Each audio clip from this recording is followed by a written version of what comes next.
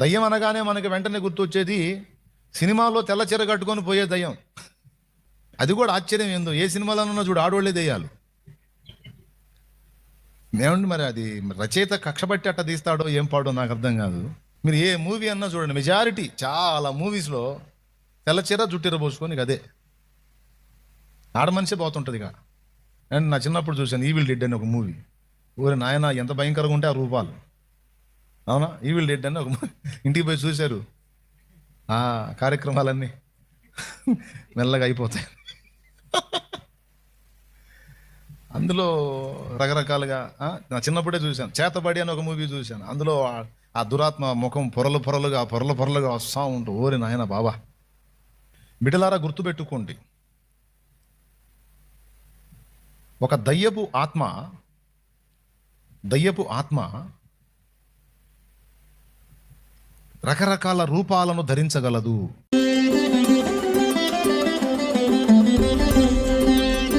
ఒక దయ్యం ఉన్న మనిషిలో నుంచి అది ఏదో ఒక విధంగా తన ఉనికిని వ్యక్తం చేస్తుంటుంది. మందేసుకున్నోడు తూగినట్టు, మందేసుకున్నోడు ఖచ్చితంగా ఇట్టిట్టన్నా అనాల ఆ తూగుడు తను వ్యక్తం చేస్తాడనమాట, నేను తాగాను అని. అట్లాగే ఒక మానవ శరీరంలో దురాత్మ ఉంటే అది తాను బహిర్గతం చేసుకుంటుంది ఏదో ఒక రూపంలో. ఇక్కడ ఈమె దగ్గర ఏమో నడుము వంగిపోయి, ఎవరి దగ్గర? సమాజ మందిరంలో ఆ పెద్దావిడ దగ్గర. మార్కు సువార్త 9లో ఆ చిన్నోడికేమో ఫిట్స్ బలహీనత చూపించి ఆ రూపంలో. ఇప్పుడు చదువుకున్నోడికేమో గుడ్డి మూగ ఈ రెండు తనములతో తాను వ్యక్తం చేసుకుంది.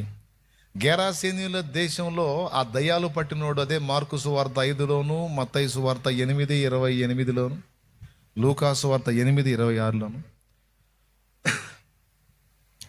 వ్రాయబడిన వానిలో ఉన్న దురాత్మలు ఎట్లా వ్యక్తం చేసుకున్నాయి అంటే వాడిని ఇంట్లో ఉన్నాయి, ఎట్లా వాడిని సమాధుల్లోకి తీసుకెళ్తున్నాయి.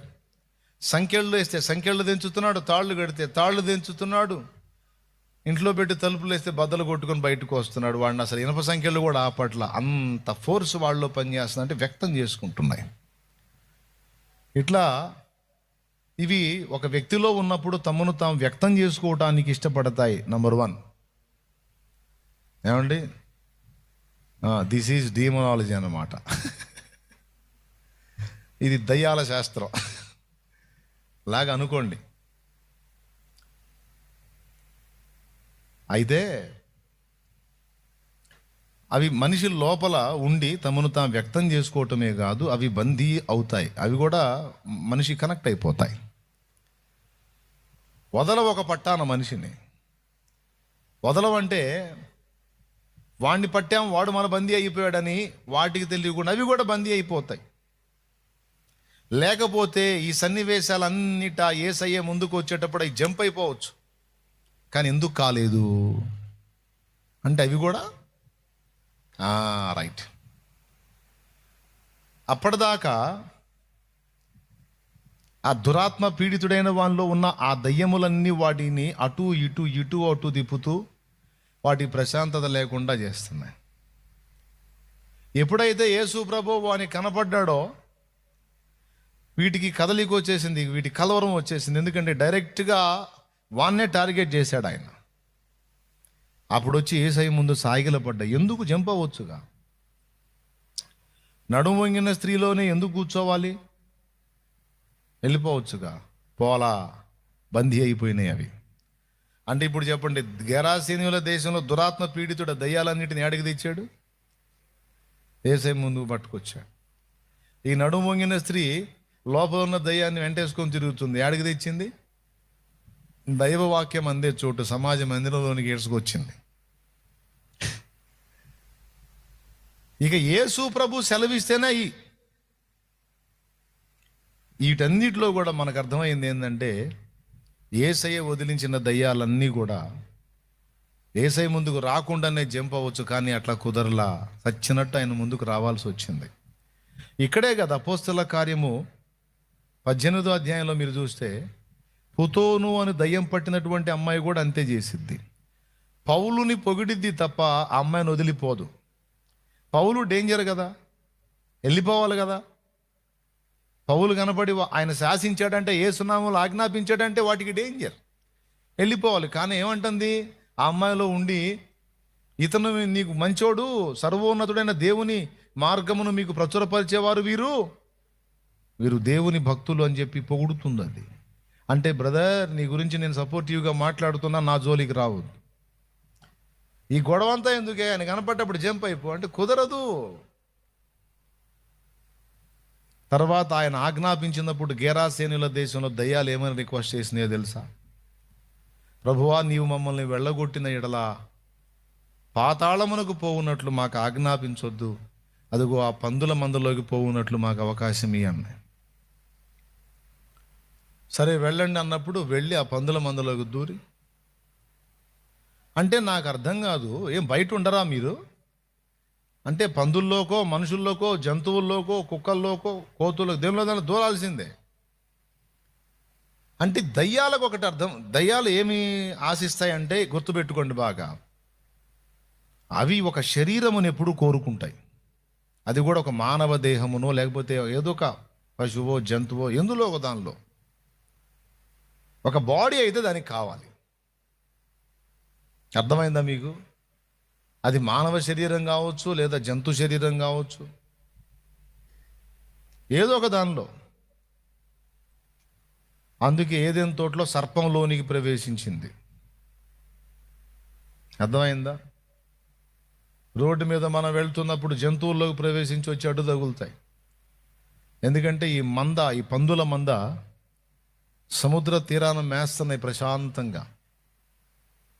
ఆ మేస్తున్నటువంటి పందుల మందలోకి ఈ దయ్యాలు ఎప్పుడైతే వెళ్ళి జ్వరబడ్డాయో, అప్పటిదాకా ప్రశాంతంగా మేస్తున్న పందులు ఒక్కసారిగా బిగసకపోయి మొత్తం సముద్రం వైపు తిరిగి, ఒక పంది 2 పందులు కాదు, ఇంచుమించు 2000 మంద.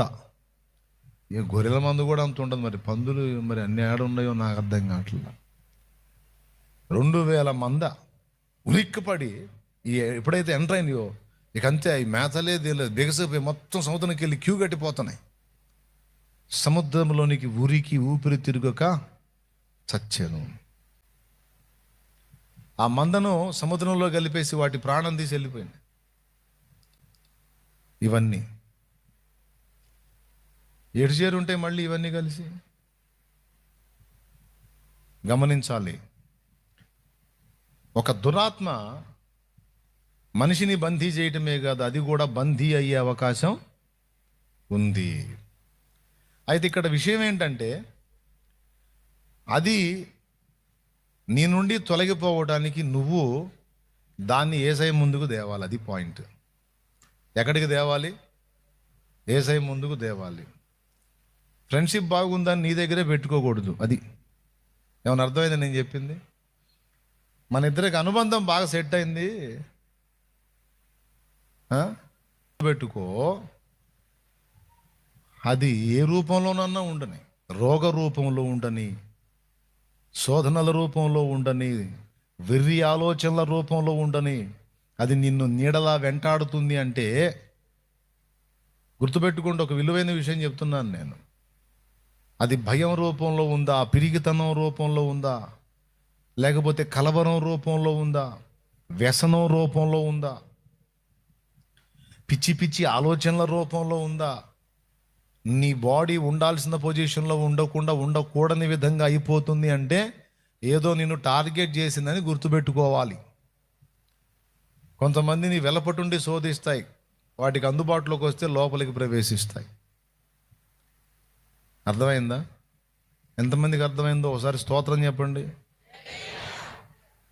ఆన్లైన్లో ఉన్నవాళ్ళు కూడా జాగ్రత్తగా వినండి. ఆ జూమ్లో వచ్చిన వాళ్ళు మీ ముఖాలు కాస్త చూపించండి, మేము కూడా సంతోషపడతాం. బాగా వినాలి. ఏం చేయాలి? దయ్యము లోపల ఉంది అనటానికి చాలామంది వెతికే రుజువు ఏంటంటే అరవాలనేదే కోరుకుంటారు. అట్లా అరిస్తే దయ్యం ఉన్నట్టు, లేకపోతే లేదు. ఉలికి పడ్డారా? ఓకే, దేవునికి స్తోత్రం. అదే ఈ కేకలు వేస్తేనే ఉన్నట్టు, లేకపోతే ఏం లేదనుకుంటారు. అది దయ్యములు వ్యక్తం చేసే లక్షణాల్లో ఒక లక్షణమే. కానీ అవి ఇంకా లోపల వ్యక్తం చేసే చాలా ఉంటాయి. ఫెర్రితనము, పిచ్చి దయ్యం వ్యక్తం చేసేదే. కొన్ని జబ్బులు దయ్యం వ్యక్తం చేసేదే. కొన్ని వ్యసనాలు దయ్యం వ్యక్తం చేసేదే. కొన్ని వాంఛలు దయ్యం రేపేదే. అర్థమైందా? నీకు ఇర్రికేకేస్తేనే దయ్యం ఉన్నట్టు అనుకుంటావు, లేకపోతే అబ్బాయి నా దగ్గర ఏడుంది అనుకుంటావు. కానీ కొన్ని సిగ్నల్స్ అవి మనల్ని వెంటాడుతున్నాయి, మనల్ని శోధిస్తున్నాయి అనడానికి కొన్ని సిమ్టమ్స్, కొన్ని లక్షణాలు, కొన్ని సిగ్నల్స్ మనకి రిలీజ్ అవుతాయి. వాటిని గుర్తుపట్టి మనం చేయాల్సిన పని ఏంటంటే, నడుము జబ్బు, వెన్నెముక జబ్బు లాగా ఈమెలో కనపడుతుంది. ఎవరు? ఈ నడుము వంగిన స్త్రీలో. ఆమె ఏం చేసిందో తెలుసా? ఆ దయ్యం నడుము వంగిన ఆ జబ్బు రూపంలో కూర్చుంది కదా ఆమెలో. నేరుగా యేసయ్య ముందుకు పట్టుకొచ్చింది దయ్యాన్ని కూడా. దోస్తు, 17 ఏళ్ళుగా నాలో ఉన్నావు, దాదాపు 18 ఏళ్ళుగా, ఇంకా చాలు మన ఫ్రెండ్షిప్, పోదాందా యేసయ్య ముందుకు పోదాం, ఇక మనం విడిపోదాం అన్నట్టు పట్టుకొచ్చింది. ఆయన ముందుకు వచ్చేసరికి చూశాడు, లోపల అది కనపడింది. చల్ లే అన్నాడు. అది పోయింది, ఈమె నిటారుగా నిలబడి. అప్పటిదాకా ఈమె డ్యూటీలన్నీ వంగోనే. నడుము వంగిన స్త్రీ కదా, యావత్తు డ్యూటీలు వంగే చేసిద్దాం. ఆమె వంట చేయాలన్న, ఓడవాలన్న, తన కాలకృత్యాలు తీర్చుకోవాలని సమస్తము పాపం వంగిపోయి. ఎన్ని సంవత్సరాలు? ఇంచుమించు 18, 17, 18 ఏళ్ళు. అంతగా 18 ఏళ్ళుగా ఆమెని వదిలిపెట్టకుండా ఆమెతోనే ఉందంటే అసలు దయ్యము ఒక హ్యూమన్ బాడీని ఎంతగా అంటిపెట్టుకొని ఉంటుందో మీకు అర్థం కావాలి. ఒక మానవ దేహం దానికి దొరికితే దానికి ఎంతగా కనెక్ట్ అయిపోయిద్దో, ఒక మనిషిని పీడించడానికి అది ఎంత ఇష్టపడిద్దో, ఒకసారి ఆ బాడీలోకి ఎంటర్ అయిన తర్వాత మళ్ళీ ఆ బిడ్డను వదిలిపెట్టిపోకుండా అది ఎంతగా స్థిరపడిద్దో సాక్ష్యం.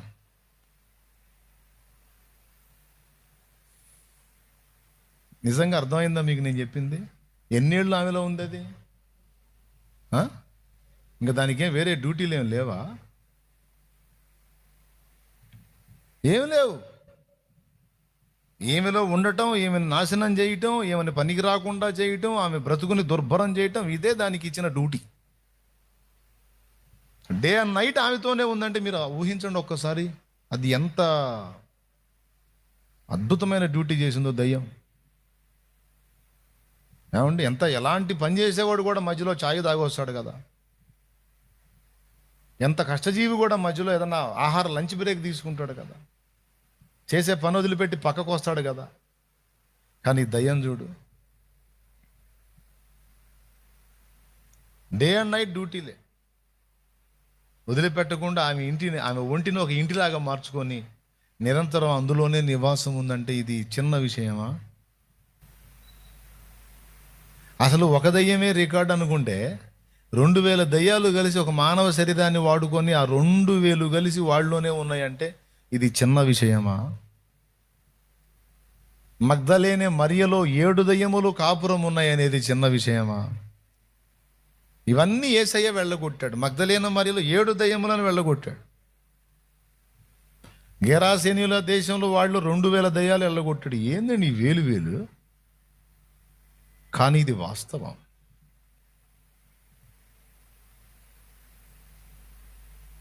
నేను చెప్పానా లేఖనమా?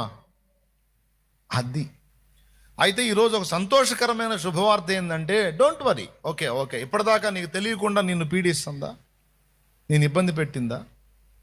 అట్లయితే వీళ్ళందరూ చేసినట్టు నువ్వు చెయ్యి. పట్టుకురా ఆ దొంగని. అది ఏ రూపంలో ఉందో, కామ ఇచ్ఛల రూపంలో ఉందో, మోహేచ్ఛల రూపంలో ఉందో, లోభేచ్ఛల రూపంలో ఉందో, ధనాపేక్ష రూపంలో ఉందో, వ్యసనాల రూపంలో ఉందో, కుళ్ళుబోతు బుద్ధి రూపంలో ఉందో, శరీరంలో జబ్బు రూపంలో ఉందో,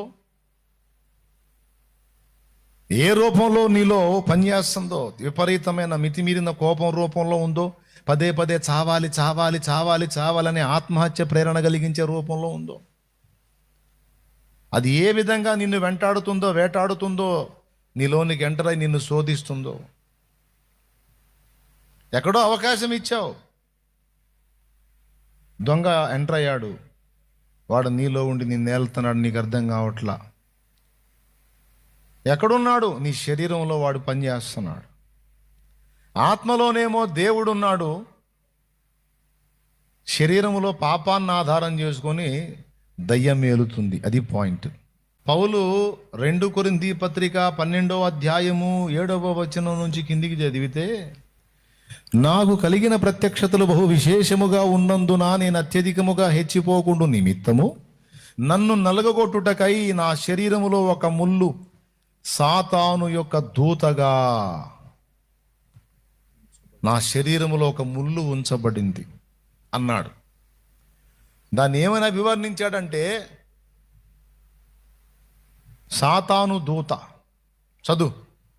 నాకు కలిగిన ప్రత్యక్షతలు బహు విశేషముగా ఉన్నందున నేను అత్యధికముగా హెచ్చిపోకుండా నిమిత్తము నాకు శరీరంలో ఒక ముళ్ళు, నేను అత్యధికముగా హెచ్చిపోకుండా నిమిత్తము నన్ను నలుగుటకై సాతాను యొక్క దూతగా ఉంచబడెను. అది లేక సాతాను దూత అంటే ఎవరు? అర్థమైందా? మామూలుగా అయితే మనకు అవసరం లేదు, కానీ ఒక రోగం, ఒక బలహీనత సాతాను దూత. దయ్యం అనగానే మనకి వెంటనే గుర్తొచ్చేది సినిమాలో తెల్ల చీర కట్టుకొని పోయే దయ్యం. నిన్ను వీడని నీడను నేనేను పాడుకుంటూ పోతుంటుంది. ఈరోజు అది కూడా తెలుసుకోవాలి, మీకు అది కూడా క్లారిటీ ఇస్తా. ఎందుకంటే ఇది పౌలు చెప్తున్నాడు. దయ్యము యొక్క ఆకారం మనకు తెలిసి, దయ్యం అనగానే మనం ఖచ్చితంగా మన మైండ్లోకి వచ్చేటువంటి రూపం ఏంటంటే, అది కూడా ఆశ్చర్యం ఏందో, ఏ సినిమాలోనన్నా చూడు ఆడోళ్లే దెయ్యాలు. ఏమండి మరి అది రచయిత కక్ష బట్టి అట్ట తీస్తాడో ఏం పాడో నాకు అర్థం కాదు. మళ్ళీ ఆడోళ్లే దయ్యాలుగా తిరుగుతూ మళ్ళీ ఆడోళ్లే దడుచుకుంటుంటారు. ఎందుకు అట్లా అన్నానో నాకెళ్ళి చూడొద్దు. మీరు సినిమాలు తీసిన వాళ్ళని అడగండి. మీరు ఏ మూవీ అన్నా చూడండి, మెజారిటీ చాలా మూవీస్లో తెల్లచీర జుట్టిర పోసుకొని అదే ఆడ మనిషే పోతుంటుంది. ఇక మరి ఏందో ఆడవాళ్ళు మరి ఇక అట్లా అయిపోయినారు, ఏందో ఏం అర్థం కావట్లేదు. టెన్షన్ పడకండి. దయ్యం అనగానే దాని ఆకారం ఒక స్త్రీ ఆకారాన్ని, ఒక తెల్ల చీర, ఒక జుట్టిర పోసుకొని, లేకపోతే కొన్ని, అండ్ నా చిన్నప్పుడు చూశాను ఈవిల్ డెడ్ అని ఒక మూవీ. ఊరి నాయన ఎంత భయంకరంగా ఉంటే ఆ రూపాలు. అవునా? ఈవిల్ డెడ్ అని ఒక ఇంటికి పోయి చూశారు. ఆ కార్యక్రమాలన్నీ మెల్లగా అయిపోతాయి. అందులో రకరకాలుగా నా చిన్నప్పుడే చూశాను. చేతబడి అని ఒక మూవీ చూశాను. అందులో ఆ దురాత్మ ముఖం పొరలుగా వస్తూ ఉంటూ, ఓరి నాయన బాబా, భీకర ఆకారం. బిడ్డలారా గుర్తుపెట్టుకోండి, ఒక దయ్యపు ఆత్మ రకరకాల రూపాలను ధరించగలదు. దయ్యము అనగానే తెల్లచీర కట్టుకొని నడుచుకుంటూ పోయే స్త్రీని మాత్రమే ఊహించొద్దు. నీ శరీరములో ఉన్న ఒక జబ్బు కూడా ఒక విధమైన దయ్యమే. అర్థమైందా? పౌలే అన్నాడు, వాస్తవంగా ఇప్పుడు నా శరీరములో ఒక ముళ్ళు ఎక్కడన్నాడు, అది కూడా క్లియర్గా అడ్రస్ చేశాడు. నా ఆత్మలో ముళ్ళన్లా, నా శరీరములో ఒక ముళ్ళు నన్ను నలుగగొట్టుటకై. దాని ప్లేస్ ఎక్కడా? అందుకే నేను ముందే చెప్పాను, దేవుని ప్లేస్ ఎక్కడా, దయ్యం ప్లేస్ ఎక్కడా? ఇప్పుడు పౌల్లో దయ్యం ఉందందామా? నో, పౌలు దేవుని ఆత్మ కలిగిన వాడు. మరి ఎక్కడుందని చెప్పాడు? నా శరీరములో ఒకటి ఉంది, అది రోగ రూపములో ఉన్న దయ్యం.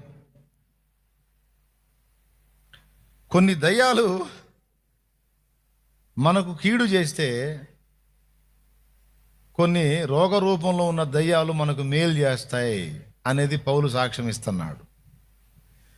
నాకు కలిగిన ప్రత్యక్షతలు ఇంకెవరికి లేవు. నాకు కలిగిన ప్రత్యక్షతలు బహు విశేషముగా ఉన్నందున నేను అత్యధికముగా హెచ్చిపోకుండా నిమిత్తము నేను గర్వహృదయుణ్ణై నన్ను నేను నాశనం చేసుకోకుండానట్లు, నా శరీరమును నియంత్రించడానికి, ఉప్పొంగకుండా నన్ను కంట్రోల్ చేయటానికి నా శరీరములో ఒక ముళ్ళు, సాతాను యొక్క దూతగా నా శరీరములో ఉంచబడెను.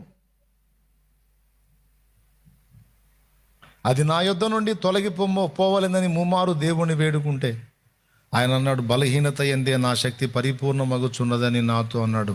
నా కృప నీకు జాలును అన్నాడు.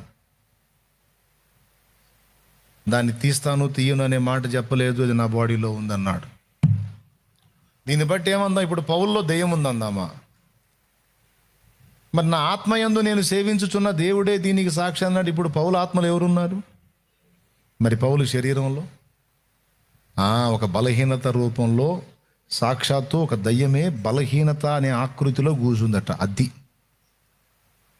ఇక మనలో వ్యసనాల రూపములో, దురాలోచనల రూపములో, కామాభిలాష రూపములో, మోహాభిలాష రూపములో, నేత్రాశ రూపములో అవే ప్లేస్ ఏర్పాటు చేసుకుంటున్నాయి, ఆకారాలు మార్చుకున్నాయి. మనమేం దయ్యం అనగానే లేడీని చూస్తాం. తెల్లచీర గాలికి ఎగురుతూ ఉంటుంది, జుట్టు లెగుస్తూ ఉంటుంది, పోతూ ఉంటుంది. అదే దయ్యం అంటే మనకు తెలిసింది అది. కానీ ఇక్కడ లేఖనాల్ని పరిశీలిస్తే ఏం కనపడుతున్నాయి? దయ్యాలు ఒక ఆకారం కాదు, రకరకాల ఆకారాలు. మరి రాజుల గ్రంథంలో చూస్తే అబద్ధమాడు ఆత్మగా నేను పోయి అహాబు ప్రవక్తల నోట ఉందునన్నది ఒక ఆత్మ. వెళ్ళి ప్రవక్తల నోట్లో కూర్చుందట. ఎలాగా? అబద్ధంలాగా. ఇది ఇంకా విచిత్రం. వీటన్నిటిని పట్టి పట్టి ధ్యానిస్తే మైండ్ బ్లోయింగ్ అన్నమాట. ఒక దయ్యం ఎన్ని రకాలుగా మారిద్ది. వాళ్ళ నోట్లో ప్లేస్ చేసుకుందంట, నోట్లో కూర్చుందంట. ఎట్లా? అబద్ధమాడు ఆత్మగా. నేను చెప్పానా? రాజుల మొదటి గ్రంథము 22వ అధ్యాయం 21వ వచనం చదువు.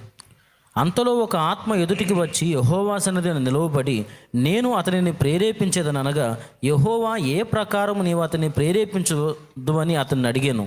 అందుకతడు, నేను బయలుదేరి అతని ప్రవక్తల నోట అబద్ధమాడు ఆత్మగా ఉండునని చెప్పగా. ప్రవక్తల నోట. ప్రవక్తలు అంటే ఎంతమంది? 450 మంది. ఒక్క ఆత్మ అంతమందిలో కూర్చుందా? భయమ్మో, అట్టగూడు ఉందా? ఒక హ్యూమన్ బాడీలో, ఒక మానవ శరీరంలో 2000 దురాత్మలు ఉండగలవు. ఒక్క ఆత్మే, ఒక దురాత్మే 100 మంది మీద కూడా ఉండగలదు. మొత్తం లేఖనాలే, నా సొంత మాటలేం లేవు. స్తోత్రం. ఏమన్నా అర్థమైంది నేను చెప్పింది?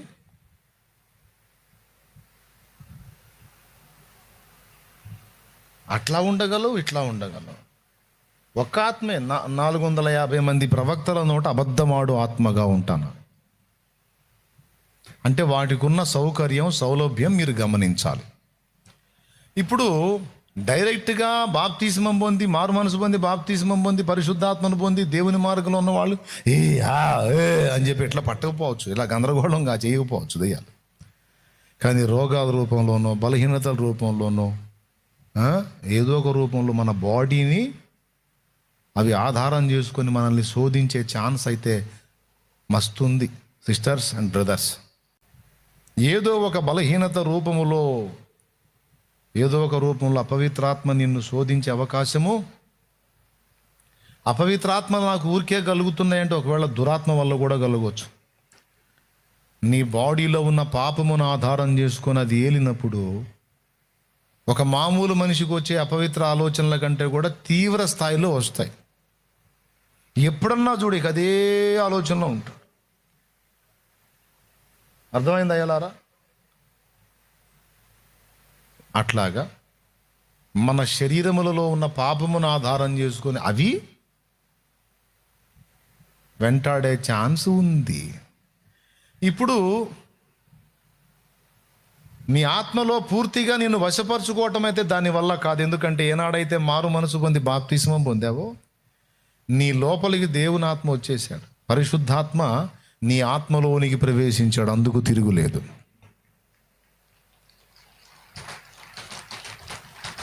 ఇది ఎలా ఉందంటే అంతఃపురంలోనేమో రాజు కూర్చున్నాడు, వాకిట్లోనేమో దయ్యం కూర్చుందన్నమాట. స్తోత్రం. అర్థమైందా నేను చెప్పింది? అంతఃపురం లోపలేమో రాజు పరిశుద్ధాత్ముడు కూర్చున్నాడు, వాకిట్ని ఆధారం చేసుకునేమో ఏమండి సత్క్రియ చేయని ఎడల వాకిట పాపము, దాని మీద నీ మీద దానికి వాంచగలుగును, నువ్వు దాన్ని ఏలుదు అంటే అది నువ్వు కలిసిపోతారా బాబు. వాకిటి దగ్గర పొంచి ఉండేది ఏంది? సర్పము. అంటే పాపానికి సర్పంతో పోల్చి మాట్లాడుతున్నాడు. అంటే పాపము అంటే సైతాన్ని, దురాత్మ. నువ్వు సత్క్రియ చేయకపోతే వాకిట్లో అది ఉంటుందిరా నాయన్న, జాగ్రత్త. అంతఃపురంలోనేమో దేవుడున్నాడు, అనగా మన ఆత్మలో దేవుడున్నాడు. ఈ శరీరంలోనేమో ఆ పాపం ఉంది కదా, దాన్ని ఆధారం చేసుకుని ఏదో ఒక పాయింట్ పట్టుకొని వేలాడుతూ ఉంటుంది, ఏదో ఒక రూపములో. ఇప్పటిదాకా సమస్య చెప్పాను నేను. అహాబు ప్రవక్తల నోట ఒక అబద్ధముగా కూర్చోగలిగింది నీ దగ్గర నీ బ్రెయిన్లో ఒక ఆలోచనగా కూర్చోగలదు, అసూయగా కూర్చోగలదు, ఈర్ష్యగా కూర్చోగలదు, దురాలోచనలుగా కూర్చోగలదు, దూషణగా కూర్చోగలదు, పిచ్చి పిచ్చి ఆలోచనలుగా కూర్చోగలదు, ఆత్మహత్య ప్రేరణగా కూర్చోగలదు, ఒక వ్యాధిగా కూర్చోగలదు, వ్యసనముగా కూర్చోగలదు. నీ శరీరములో దానికి అవకాశం ఉంది. నీ దేహమందలి పాపమును బట్టి దానికి ఆ ఛాన్స్. ఇప్పుడు అందులో కూడా దానికి స్థానం ఉండొద్దు. అది ఏ రూపంలో, తెల్లచీర కట్టుకొని జుట్టెర పోసుకున్న దయ్యం ఆకారమే కాదు, రోగ ఆకారంలో ఉన్న, ముళ్ళ ఆకారంలో ఉన్న, అబద్ధం ఆకారంలో ఉన్న, ఆలోచనల ఆకారంలో, అది ఏ ఆకారాన్ని ధరించినా అది నా దగ్గర ఉండొద్దు. నాకు జయం కావాలంటే మార్గము లేదు, నువ్వు యేసు యొద్దకు వెళ్ళాలి.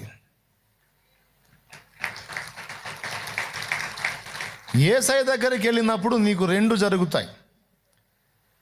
అది నీ బాడీని ఆధారం చేసుకొని నిన్ను శోధించుట నీకు ఒక విధంగా ప్రయోజనకరమైతే ఆయన అంటాడు, నా కృప నీకు చాలు, బలహీనత ఎందే నా శక్తి పరిపూర్ణమవుతుంది.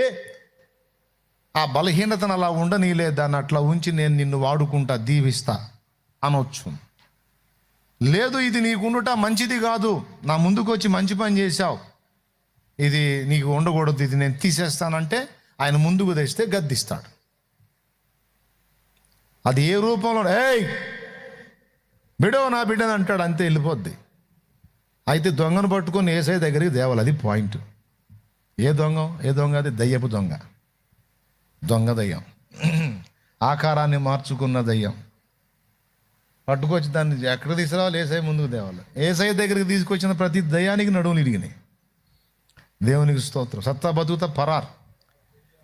నడుము వంగిన స్థితిలో ఈమె దగ్గర ఉంటే వెళ్ళగొట్టాడు. ఇక ఎంతమందికి వదిలిచ్చాడో చూడండి.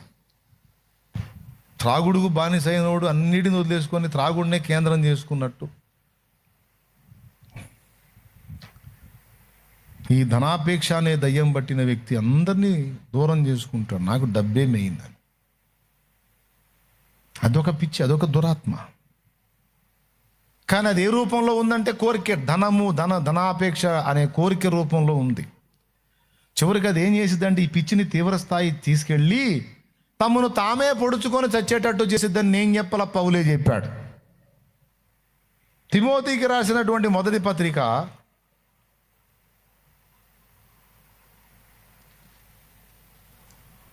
5వ అధ్యాయమా 6వ అధ్యాయం అంట 9వ వచనం అంట. అది 6:9 అంట. ధనవంతులగుటకు అపేక్షించువారు శోధనలోను, ఉరిలోను, అవివేకయుక్తములను, హానికరములైన అనేక దురాశల్లోను పడుదురు.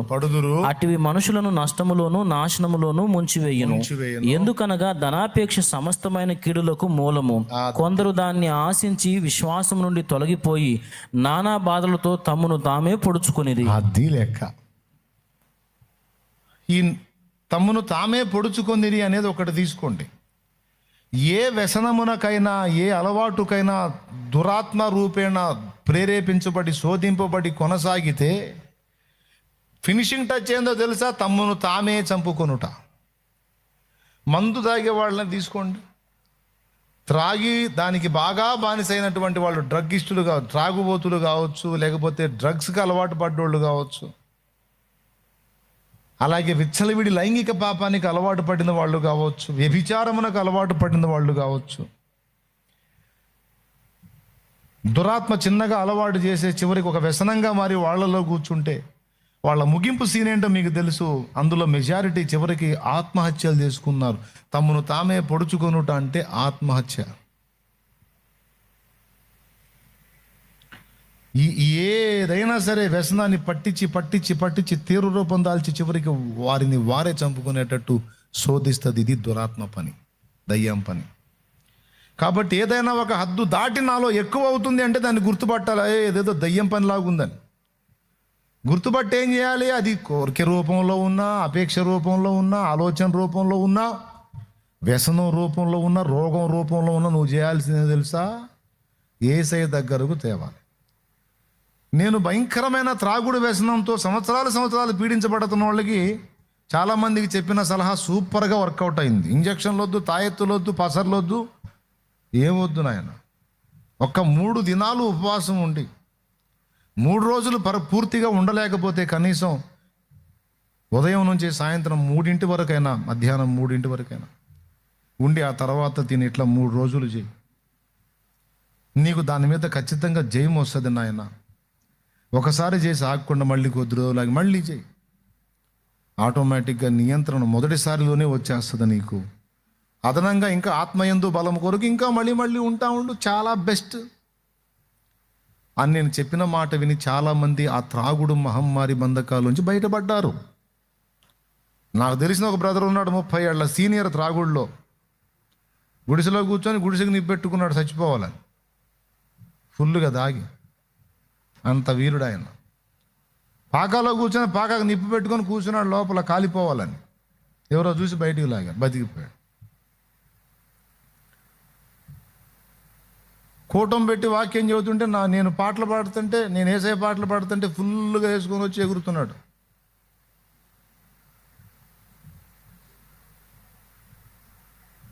సరే, నాకు అదొక శోధనగా ఉండింది. సరే కానీ ఎగురు నేను యేసయ్య ఎగిరిస్తాడులే అనుకొని నేను ఎట్లనో కూటం ముగించాను. ఆ రోజు దర్శించబడ్డాడు. తెల్లవారే పొద్దున్నే తలకు పోసుకొని నేరుగా వచ్చాడు. అయ్యా నన్ను ఎట్టన్నా దీని నుంచి బయట వేయాలయ్యా, అయ్యా నా కోసం ప్రార్థన చేయండి అయ్యా అనుకుంటూ వచ్చాడు. అన్యుడే, దేవుని ఎరిగినోడు కాదు, అన్యుడు. అప్పుడు ప్రార్థన చేసి చెప్పాను, ఏమి లేదు నాయన, నువ్వు ఎన్ని సంవత్సరాల సీనియర్ త్రాగుబోతున్నా త్రాగుడు అనేది దయ్యము నీ దగ్గర, అది ఆ రూపంలో త్రాగుడు అనే వ్యసనం రూపంలో ఉంది. అది పోయిద్ది. అసలు యేసయ్య దగ్గరికి వచ్చి అసలు వెళ్ళిపోయిద్ది అది. అయినా ఒక 3 దినములు ఉపవాసం ఉండు, ప్రార్థన చేద్దాం. 3 రోజులు ఉండలేనంటావా? ప్రతిరోజు 3 వరకు ఉండు, ప్రార్థన చేసుకో. మందిరం వదిలిపెట్టి ఎళ్ళవాకు. మజ్జిగ, మంచినీళ్ళు తాగు, కాస్త ద్రవ పదార్థం ఉంటుంది లోపల. ఆహారంగా ఏమి తినకు, కాస్త ఫాస్టింగ్ ఉండాయి. ఒక 3 days ఉండని చెప్పాను. ఉన్నాడు పాపం మహారాజు ఉన్నాడు. దేవుని మహాకృపను బట్టి 30 ఏళ్లుగా తనను పీడించినటువంటి ఆ త్రాగుడనే దయ్యం వదిలిపోయిందంటే,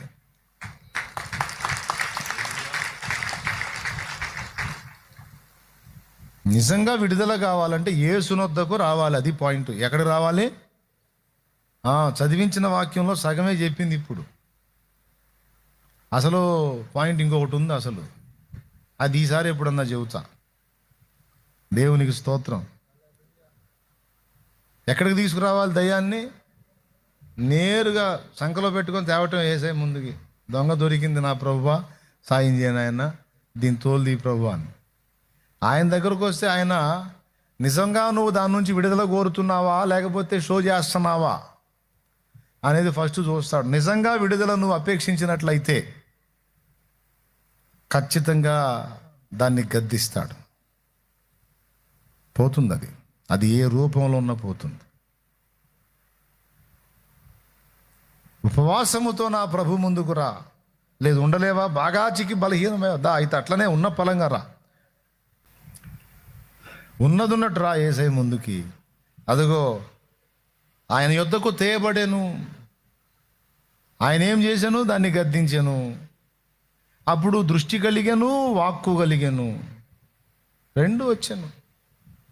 దయ్యం వదిలి, అది ఏ రూపములో ఉన్నదైనా నిన్ను వదిలిపోతుంది. నువ్వు బాగుపడతావు, డౌట్ లేదు. ఓకేనా? అది అందులో ఉన్న రహస్యం. చూడండి ఎంత విషయం ఉందో వాటి దగ్గర, ఎంతగా ఎన్ని రూపాలలో అవి మనల్ని వెంటాడుతాయో. రక్షణానుభవంలోకి రాని వాళ్ళని కదా, వచ్చిన వాళ్ళని కూడా ఎలా శోధిస్తాయో చూడండి. కాబట్టి దయ్యం అనగానే ఏ రూపాన్ని ఊహించుకుంటావు? ఓ అని చెప్పని అది కాదు. దయ్యం అనగానే తెల్ల చీర కట్టుకుని పోయా,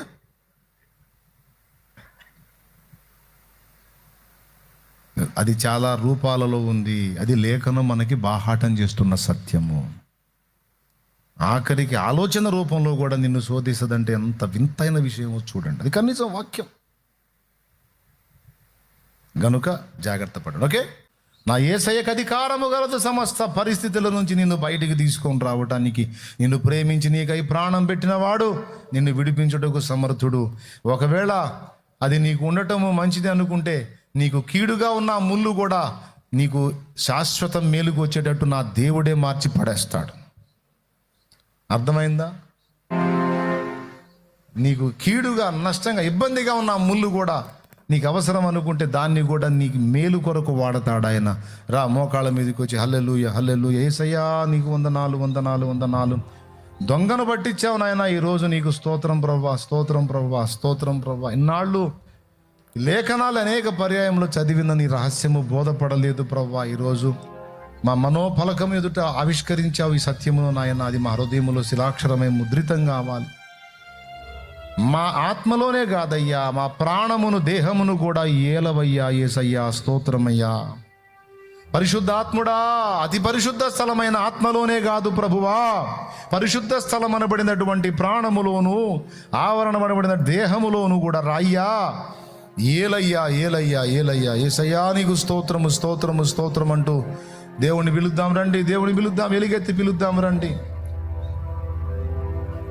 మహిమ అతి పరిశుద్ధ స్థలములో నుండి బయలు వెళ్ళి పరిశుద్ధ స్థలము దాటి ఆవరణములో ఉన్న బలిపీఠం మీద పశువును దహించాలి. రండి రండి రండి రండి రండి రండి, ప్రార్థన చేద్దాం. హల్లెలూయా హల్లెలూయా. ప్రాణ ఆత్మ దేహములు మూడింటిని కూడా పరిశుద్ధపరచు. ఎక్కడ కూడా వాడు పట్టుకొని వ్రేలాడడానికి అవకాశం లేకుండా వాడిని గద్దించి వెళ్ళగొట్టు ప్రభువా. అయా, నా దేహమును ఆధారం చేసుకుని వెళ్ళటానికి ట్రై చేస్తాడు ప్రభువా. వాడి దయ్యములను వెళ్ళగొట్టు, ఏసునామములు వెళ్ళగొట్టు వెళ్ళగొట్టు వెళ్ళగొట్టు. యేసయ్య ముందుకు పోతున్నామని తెలిసి కూడా ఆఖరి క్షణం వరకు నిరీక్షణ దానికి. అక్కడ దాకా పోతాడా, ఎక్కడో మలుపు తిప్పుతాడులే అనుకొని పాపం నిరీక్షణ దానికి. ఎందుకు పోవచ్చుగా, పోదు, ఇరుక్కుపోయింది మన దగ్గర. అర్థమైందా? ఇరుక్కుపోయింది. బోన్లో ఎలక ఇరుక్కుపోయేది చూసా. నా చిన్నప్పుడు బోన్లో ఎలకలు పడితే శుభ్రంగా గోనె సంచి ఒకటి తీసుకొచ్చి ఆ బోను మూత లేపగానే సర్రమని పరిగెత్తింది సంచిలోకి సావటానికి. ఇక అంతే, ఎన్ని ఎలకలు అయితే ఉన్నాయి అన్ని అందులో పంపించి ఆ మూతి బట్టి కట్టేసి ఆ లోపల ఇరుక్కున్న ఎలకల్ని బండకేసి బాధేవాళ్ళు. ఇక అంతే, అవి అవుట్స్ లోపల. అట్లాగా ఉరుకుతా వచ్చింది, సంతోషంగా వచ్చింది, మనల్ని పీడించింది. ఓకే, ఇప్పుడు దాన్ని ఏం చేయాలి మరి? యేసయ్య దగ్గరికి పట్టుకు రావాలి. చిక్కింది, బోన్లో పడింది. ఆ బోన్ ఏంటంటే నీ బాడీయే. ఈ కోణంలో ఆలోచించు, ఇక నీకు టెన్షన్, దడ, ఆయాసం ఉండదు. దయ్యానికి నువ్వు కాదు చిక్కింది, నీ దగ్గరకు వచ్చి అది చిక్కింది. ఇప్పుడు దాన్ని ఏం చేయాలో? బోన్లో చిక్కిన ఎలకలాగా నేరుగా తీసుకొచ్చి యేసయ్యకి పట్టిస్తే డోర్ ఓపెన్ చేసి గోనె సంచిలో తెప్పించి కొడితే మళ్ళీ కనపడదు. దేవునికి స్తోత్రం కలుగును గాక. ఏమంటారు? భయపడతారా? కృంగిపోతారా? టెన్షన్ పడతారా? రహస్యం బయలుపడిందని దేవుని కృతజ్ఞతలు చెప్తారా? అది ఇప్పుడు ఏం చేయాలో? మొత్తాన్ని పట్టుకొచ్చి అది గోనె సంచిలో పెట్టి యేసయ్యకి అప్పచెప్పాలి. బాదు ప్రభువా అని. ఒక్కటే దెబ్బ, అడ్రస్ కూడా ఉండదు. ఇక ఎందుకు ఈ విషయాలు చెప్పాను అంటే, అది ఇక్కడ జరిగిన విషయం. అది దయ్యములు ఆ విధంగా చెయ్యగలవు. సమస్య ఏంటి? అది పరిష్కారం ఏంటి? యేసునొద్దకు తెచ్చుట. ఈ తర్వాత అసలు విషయం ఏంటంటే ప్రార్థన చేసుకోవటం. అంటే ఆ కింది వచ్చిన ఒకటి ఉందిలే, ఈసారి చెప్తాలే. పెందలాడి ఇంటికి పోతురు, రండి మోకాళ్ళ మీదకి రండి, తెద్దాం ఏవేవి ఉన్నాయో మన దగ్గర వాటి అన్నిటిని ముందు. ఎందుకంటే ఇంకో పాయింట్లో పోతే ఇది పోయింది మళ్ళీ. అందుకని ఇప్పుడు దొంగ దొరికాడు మళ్ళీ వాడిని బాని కూడా. వాడిని ఇప్పుడు మోకాళ్ళ మీదకి వచ్చి ఏసఐకి అప్పు చెప్పాలా, ఏసయ్యా నా బాడీలో ఏమేమి ఉన్నాయో నాయన, ఏ రూపాల్లో ఉన్నాయో, ఆలోచనల్లో ఉన్నాయో, ఆపేక్షల రూపంలో ఉన్నాయో, కోరికల రూపంలో ఉన్నాయో, కామాభిలాష రూపంలో ఉన్నాయో, మోహాభిలాష రూపంలోనే, రూపాయి పిచ్చి రూపంలో ఉన్నాయో, శరీర రుగ్మతల రూపంలో ఉన్నాయో, తొందరపడి ఆవేశపడే తత్వంలో ఉన్నాయో, కోప రూపంలో ఉందో, ఏ రూపంలో ఉందో నాయన, నాకు విడుదల నువ్వు ఇవ్వాల్సిందే ప్రభువా, నన్ను కనికరించు, నీ దగ్గరికి తెస్తున్నా ప్రభువా అని యేసునొద్దకు తీసుకుని వద్దాం. రండి మోకాళ్ళేయండి. అది ఏ రూపములో ఉన్నా మమ్మల్ని పరిశీలనగా చూడయ్యా. ఎక్కడన్నా వాడు కూర్చున్నాడేమో చూడయ్యా. మా నాలుకను చూడయ్యా, మా కళ్ళను చూడయ్యా, మా చెవులను చూడయ్యా. కొంతమంది కళ్ళ మీద కూర్చున్నాడు ప్రభువా వాడు, అందుకే మోహపు చూపులు, కామపు చూపులు, నేత్రాశ, ఏడాడ చెత్తంతా చూసే పిచ్చి. కొంతమందికి నాలుక మీద కూర్చున్నాడు, అందుకే అపవిత్రమైన మాటలు, అపవిత్రమైన భాషలు, అపవిత్రమైన ఆలోచనలు. కొంతమంది చెవుల్లో కూర్చున్నాడు అయ్యా వాడు, దయ్యము చెవుల్లో కూర్చుని, ఎందుకు చెడ్డ మాటలు ఎల్లా వినటానికి ఎప్పుడు చెవిస్తాం. ఓ తండ్రి, మా శరీరంలో ఎక్కడ కూర్చున్న వెళ్ళగొట్టున్నాయన్నా నీ ముందుకు తెస్తున్నాం అయ్యా. ముందు మేము ప్రక్షాళన పొందితే అప్పుడు ఎదుటి వాళ్ళని బాగు చేయగలం. ముందు మేము దృష్టిని, వాక్కును పొందగలిగితే అప్పుడు ఎదుటి వాళ్ళని సరైన విధంగా చూడగలం, ఎదుటి వారికి సరైన విధంగా వాక్కును పంచగలం ప్రభువా.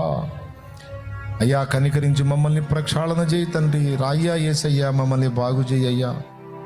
ఈరోజు నీ దాసుని ద్వారా నాయన అందరితో మాట్లాడా, వ్యసనపరులతో కూడా మాట్లాడా.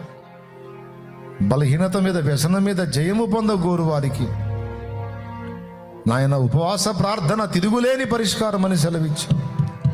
మేము ఎదుర్కొంటున్న ఈ సమస్త శోధనలకు, సమస్త బలహీనతలకు, సమస్త వేదనలకు, సమస్త దయ్యపు కార్యములకు ఉపవాస ప్రార్థనే విరుగుడు నాయన, విరుగుడు నాయన, విరుగుడు నాయన.